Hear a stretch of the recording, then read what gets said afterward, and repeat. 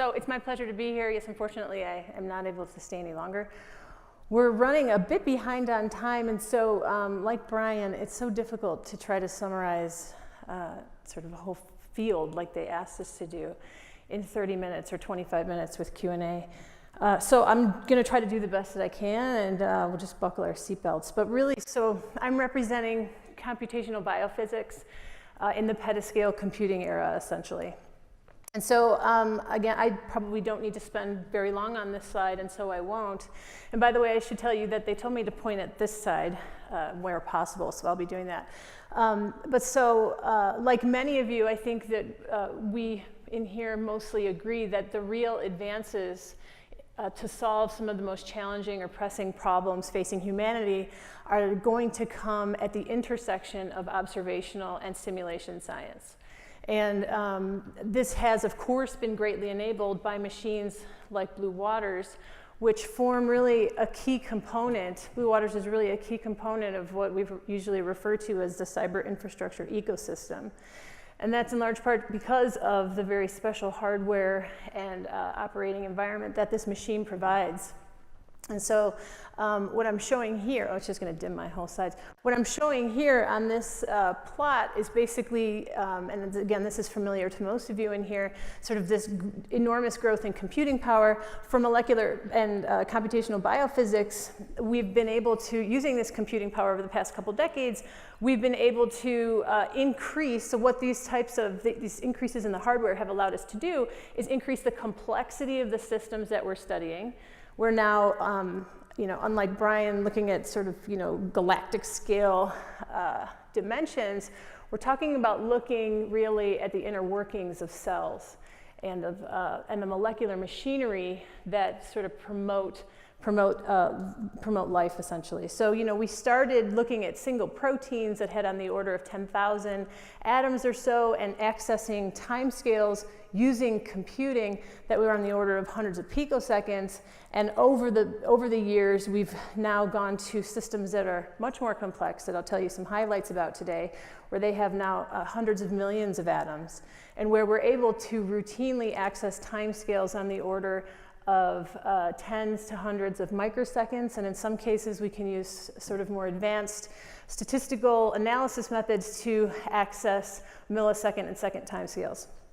And so, okay, so I should go to the next slide. So this is my method slide. So this is obviously very, very high level. But what the goal here, what we do with BlueWaters and with other architectures, is to really use these machines like computational microscopes. And that is a phrase coined by sort of some of the legacy greats like Klaus Schulten. But the idea here, again, is that you can see BlueWaters there is really powering the computational, mathematical, and physical algorithms that are encoded in programs like NAMD, which has been lion's share developed by Jim Phillips, sitting here in the front row. Amber, I know Tom Cheatham is here, GROMACS, and then using different types of force fields. So we can sort of change and tweak the resolution of our system and explore the time-dependent, in most cases, dynamics, or the conformational dynamics and the energetic landscapes of biological systems in really beautiful detail. And this allows us, so why we need to use computing is because we're looking at the resolution of atomic motion and a biological phenomena that in many cases is truly not accessible with experiments. So we turn to computation as a way to get further insight beyond where we can go with experiment. Okay, and so biophysics on BlueWaters actually has been, I mean, if you look at sort of the plots that they distribute, biophysics appears to take nearly the lion's share of, or not lion's share, but it takes a large amount of, it has used a large amount of compute cycles over the 5-year period that BlueWaters has been in operation. And so, and there's also some of what I'm talking about today, some of the work I'll highlight, categorized into biophysics, but also molecular biosciences and also chemistry. So we're sort of distributed in these plots. But in some sense, we have a lot to answer for. And so I'm going to try to, at a very, very high level, give some highlights, maybe just 6 or 7 highlights of some work that has been done by myself and colleagues on the machine. But so why has biophysics, really turned to BlueWaters? Well, it turns out that a lot of the work that we're doing qualifies into a lot of the unique capabilities that BlueWaters brings forward for us, right? So a lot of our work tends to be data intensive. It's many of the codes are GPU accelerated. Many of them will scale to thousands of nodes or more, tens of thousands possibly. Some of them are memory intensive. A lot of the research is really only possible on BlueWaters. We're combining multiphysics and multiscale methods to, as I'll show you, really sort of inform across the scales and sort of dig in where experiments can't go, and so on and so forth. And also that a lot of this work is computing intensive. So we really rely on the high bandwidth, low latency interconnect for these tightly coupled algorithms. Okay, and so scientifically, really what we're using mainly computational biophysics to do, and again, we're looking at a much smaller scale than what you just heard about from Brian, but we're using computational biophysics to bridge these so-called gaps in the scales that otherwise exist experimentally. And so, we have techniques like X-ray crystallography and NMR spectroscopy, which inform on dynamics and structure at the molecular and macromolecular level, and also cryo-electron microscopy. And so we can access using these techniques, and we can be very good accessing those techniques. We're looking at length scales on the order of angstroms and time scales from femtoseconds to microseconds. But we really want to understand how these molecules are situated inside their subcellular environment. So in their nano neighborhood in the cell, what are their partner, sister proteins or brother proteins doing in that neighborhood? And further, how does that neighborhood really fit into the unit of the cell and carry out this sort of emergent behavior that we see in the ecosystem-like environments of tissues? And so BlueWaters, I would say, so we have these, we've had existing on the sort of the normal Exceed machines and in GPUs and so forth that really allow us to drill in at particular scales quite well. But I would say what BlueWaters has allowed us to do is to really take us into and across these key capability gaps, which I'm highlighting here with these dotted lines and these circles. These are the regions where it is very difficult to go experimentally, and you can see that it hits us at several different gaps. There's several gaps in our capabilities. And so using all atom and coarse-grained molecular dynamics simulations of biological systems, we're able to get these unseen views into the inner workings of cells at the molecular level. Okay, and so in order to do that, we really need to engage across a wide spectrum, even within this relatively smaller span of scales, maybe even compared to what Brian talked about. There's very important work being carried out and enabled by BlueWaters that are really key to allowing us to sort of faithfully cross and investigate this biological phenomena. So some great work that's been done by Tom Cheatham at the University of Utah. This sort of is at the sort of the smallest scale of what I'll talk about today. It involves really looking at force field development and assessment for RNA force fields. So in cells we have not only proteins, we also have nucleic acids like DNA and RNA and membranes and so forth. So RNA is really a frontier area for computational chemistry, for methods development. And so his work that's been enabled on BlueWaters, where we have large numbers of ensembles of simulations that have been powered by replica exchange methodologies, he's gotten a very sort of closely detailed look into sort of the fine-grained structure of nucleic acids. And why this is important is because if you want to develop the next therapeutic, you really need to have a very precise understanding. If you want to do that in a rational or systematic way, you really need a pretty precise understanding of where those atoms are situated, and so that you can design chemotherapeutics that will take advantage of particular interactions that are required to control a particular phenomena. At the next level, some beautiful work carried out by Benoit Roux at the University of Chicago, Eduardo Peroso, and Jing Li, this sort of collaborative team.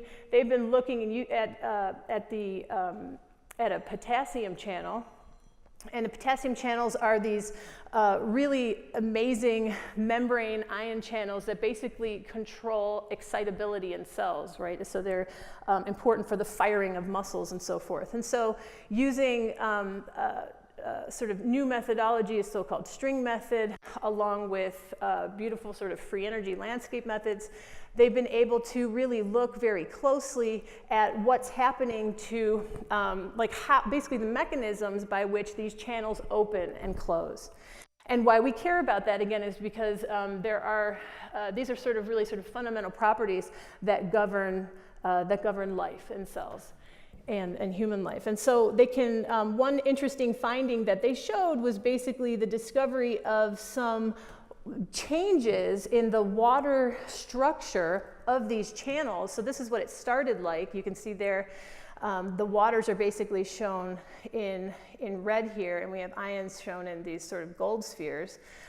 They were able to make predictions using BlueWaters about the position of the water molecules in the channel, and actually now they're also showing experimentally, they now have proof that in fact these predictions appear to be spot on. So that's also very exciting and gives a nice example of how we can use computing to get ahead of the experiments. And so these methods are in fact being quite predictive for these important molecules. At the next scale, Juan Padilla, who is here, who now is, I believe, at the University of Delaware.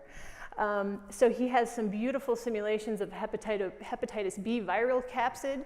So hepatitis B is another, probably you've heard of it. It's a sort of in some sense, a rampant, it's present across the globe, infectious agent or virus. So he's been using BlueWaters to investigate the hepatitis B viral capsid structure and dynamics, and found actually that this capsid is semi-permeable. It's a semi-permeable container, and it has particular selectivity for particular ions. Okay, so what he found is that the sodium ion translocates 5 times faster than chloride and HPV capsids. And again, these are the kind of insights that one can use to try to design novel therapeutics that perhaps block this translocation, for example.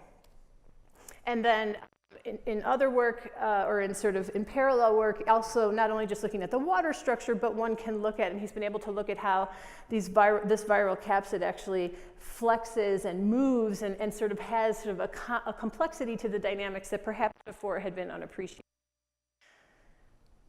All right, and so in another beautiful example of work only possible on BlueWaters was this structural and dynamical work carried out by Klaus Schulte and Chris Chapeau and Abhishek Roy, who now has started an assistant professorship at Arizona State University.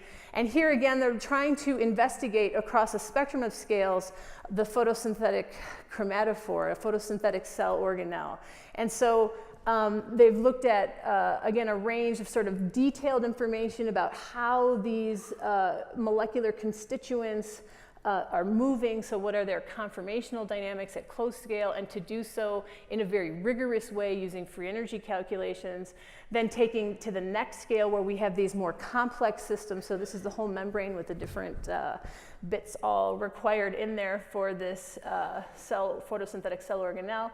And then we can also, they're looking again even more closely at electron dynamics. And so again, this sort of allows a multiscale approach, again, where especially the molecular dynamic simulation has only been possible with BlueWaters, where we're getting new insights that have been unappreciated before. And then there are infectious agents like HIV. And this has certainly been, I think, one of the beautiful examples on BlueWaters, where at multiple scales of resolution, investigators have taken this machine and really come forth with some provocative findings that truly would not be accessible on any other architecture that's out there. And so Greg Voth from the University of Chicago and Alex Pack, who I believe is also here today, they were looking at basically using coarse grain simulations. So now we're not necessarily representing every single atom, but groups of atoms, but looking at coarse grain simulations of the virus assembly viral assembly for HIV. And what they found using BlueWaters is that basically RNA and protein will co-localize together, and that promotes assembly. And furthermore, very interestingly, if you look over here on the right-hand side, they so-called membrane puncta, or sort of these deformations in the membrane, essentially provide a scaffold onto which these scaffolds of RNA and protein, or these rafts of RNA and protein, can sort of come into contact with the membrane and then promote budding off. And again, this sort of getting insight at this scale into HIV, the HIV infection process, has tremendous, I think, potential impact, again, for the development of therapeutics and for understanding of the basic biophysics of this disease. And then there was beautiful work, again, by Juan Perea and Klaus Schulten at the University of Illinois. And this was, again, a beautiful example, I think, of using BlueWaters. I'm going to repeat myself every time I say this, because I think these are some of the most beautiful systems that have ever been built or simulated. But this is the HIV system, and let's see, this should be a movie. Oh, well, I skipped that movie. But so that's the HIV system. They were able to actually build an all-atom representation of the HIV capsid, which is shown here. And this was a system that they built using integrative modeling that combined cryo-electron microscopy or tomography of the viral capsid with high-resolution structures of the different pieces.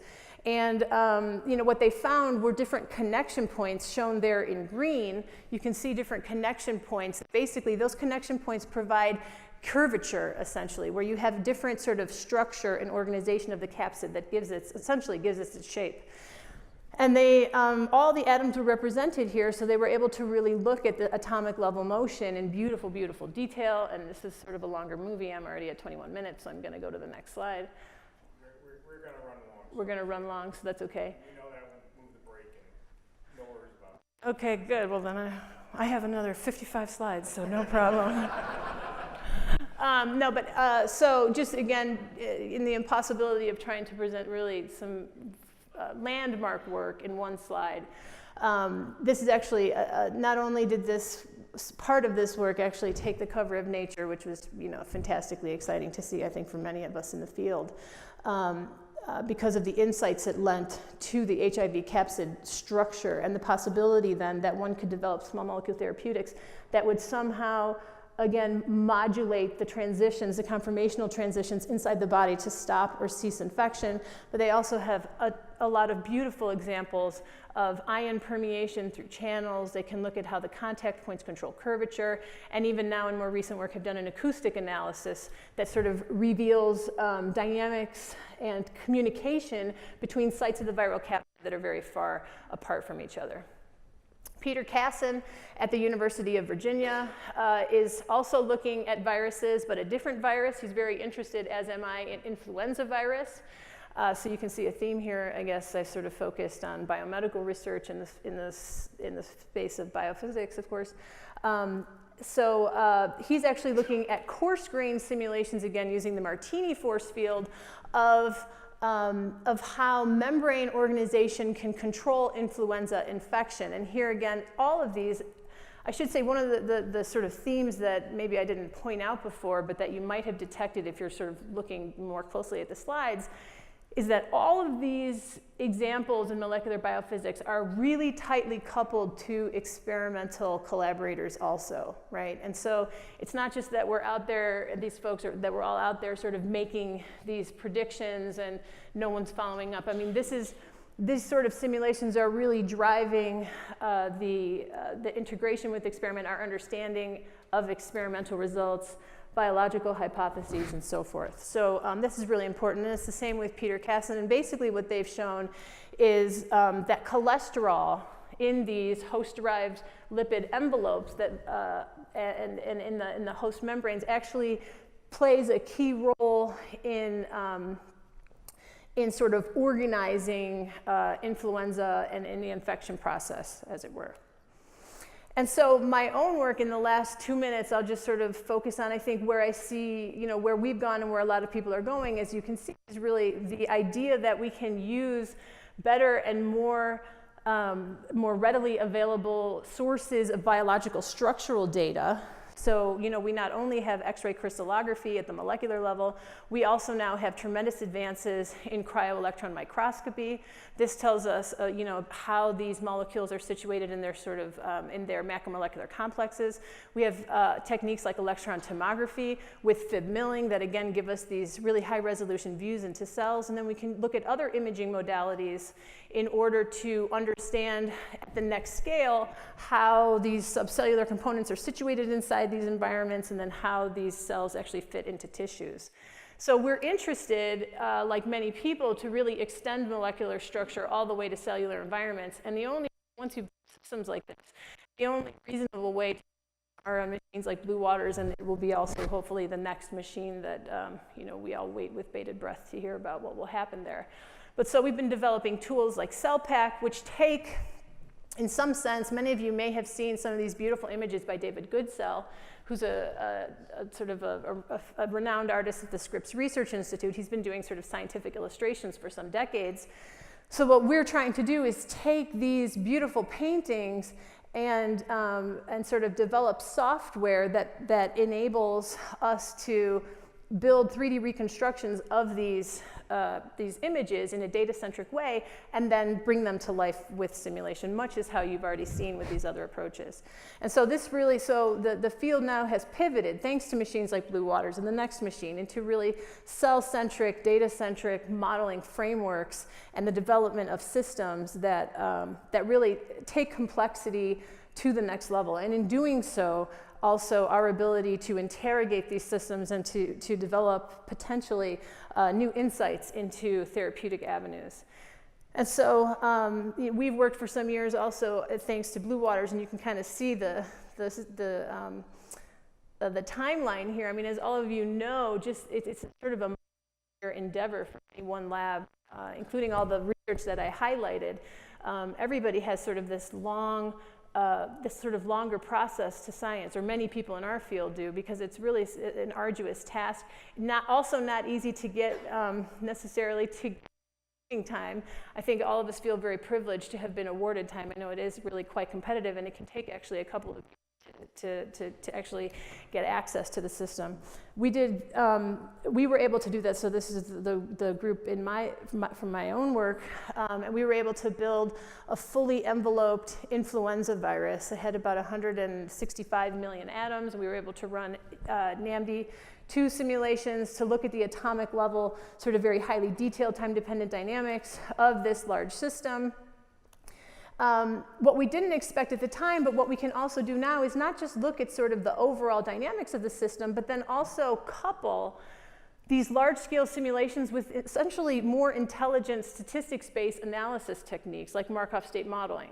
And so what this allows us to do is to essentially deconstruct this sort of complex cellular scene and determine for each of these different substituents that are the collective component of these scenes, we can actually determine their network of states and extract from short timescale simulations, or relatively short timescale simulations of these large systems, we can actually extrapolate out to long timescale dynamics for these individual components.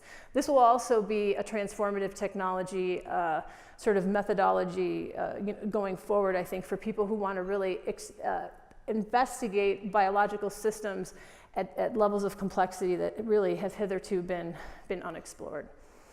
And so this tells us all sorts of interesting things. I'm already at 28 minutes, but we can look at new druggable pockets and understand how loops control the access to substrate binding sites and infectivity, essentially, ultimately, for a wide variety of agents, not only flu, but also HBV, hepatitis B, and influenza, and HIV, et cetera. Okay, and so I guess I just want to leave with a couple of final thoughts, I think, at least for computational biophysics, for the molecular biophysics. We've gone over the past few years from looking at sort of single protein systems with some degree of complexity to using BlueWaters to really go up in order of magnitude. Now looking at systems that are on the order of like 100 nanometers or so in diameter. And then going forward, I would say biophysics, we're already ready for exascale. I would say, I think we certainly are looking forward to that. This last image is a molecular representation that we've built using tools at UC San Diego of the actin gel within a dendritic spine. And this is spanning over a micron dimension. And again, will be just sort of not a placeholder for many other systems, but gives you a sense for sort of where we're able to go now and where I think the field is really heading. Okay, and so of course there's tons of people to acknowledge, and I won't be able to do a very good job of that. Of course, the NSF. So a lot of the work, as Brian mentioned, a lot of this work that's carried out on BlueWaters is funded by multiple agencies, and that's really important to keep in mind and to remember that a lot of especially the high-risk work, can sometimes be very difficult to do. But we sort of string it together, and I think ultimately it's worth the science investment from all of these places. I, of course, would be remiss not to mention Klaus Schulten, because I certainly feel as if he should probably be the one who has given this talk this morning. I think that probably I'm not the only person here who thinks that. He's really was a pioneer working in collaboration with the folks at NCSA for some years and also BlueWaters. So this talk I dedicate to him. He passed away in 2016, and he's still publishing, in fact, a lot of the papers that are still sort of falling out from the work that was done on BlueWaters, and I expect that will continue for some time. Anyway, I just love this picture of him. He's just just a fantastic pioneer for the field who has really taken us in new directions. So, and some sort of famous, people would ask him, and even now in study sections, and I think I will be not the only person who has this experience, when you build these big systems, people often think, why are you doing that? You're going to have this big system, and then, what are you going to learn? And there's two important things. So what he always said is, why do I build this? Because I can, because we can. It's like, why do you climb? He would famously say, they didn't ask the explorers why they wanted to climb Everest, right? It's like, you do it because you can. And that's true. But the other thing to keep in mind too is that when we sort of go into these high risk areas that machines only like BlueWaters can take us, it not only opens the imagination and the creativity for scientists to go places they never thought they could go, but also it brings to light scientifically sound biological hypotheses and findings that you really cannot get or otherwise sometimes even imagine when you're looking at smaller systems on sort of single scales or with shorter time scales or less rigorous methods. So in any case, this is for Klaus. Anyway, thank you very much. Yeah, questions, happy to take questions. Great talk. Thanks. And when we design BlueWaters, we work with the NAMD group and so on to design the GPUs and stuff, right? So that was really good experience. I'm very intrigued about your comment about the multi-scale nature of the work going forward. Mm-hmm. So we are at the crossroad where I'm not going to bore you with all the technology details, but we can choose to have much bigger GPUs in the future, much more memory in the GPU in the future, much better integration with the host and so on in the future. From the multi-scale point of view, what would be your wish?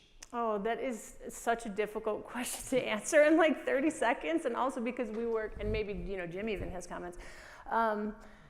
One thing that I just came from an NSF cyber infrastructure workshop last week, and I think that it's important.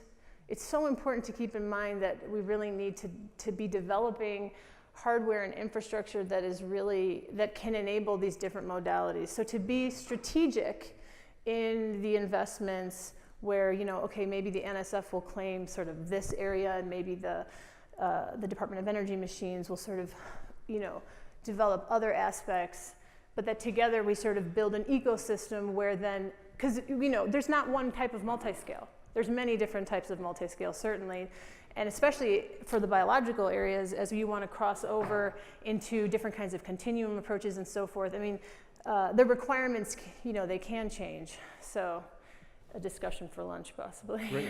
Okay, Yeah. thank you.